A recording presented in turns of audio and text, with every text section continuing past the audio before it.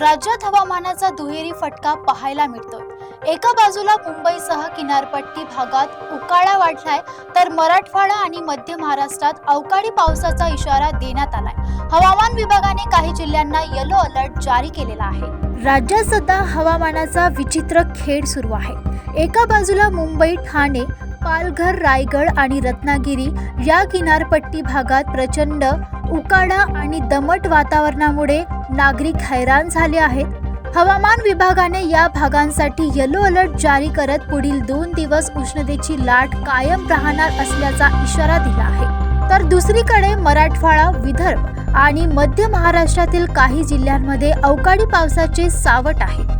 सांगली, सातारा, सोलापूर, धाराशिव, लातूर, नांदेड या भागात वादळी वाऱ्यांसह मुसळधार पावसाची शक्यता वर्तवण्यात आलेली आहे। काही ठिकाणी गारपीट होण्याचीही शक्यता नाकारता येत नाही। दरम्यान राज्यातील अनेक भागात तापमान 36 ते 37 अंश डिग्री सेल्सिअस पर्यंत पोहोचले आहे आणि पुढील काही दिवसात ते 40 अंशाच्या घरात जाण्याची शक्यता आहे। त्यामुळे नागरिकांनी उष्णतेपासून बचाव करण्यासाठी योग्य ती काळजी घेण्याचे आवाहन करण्यात आले आहे।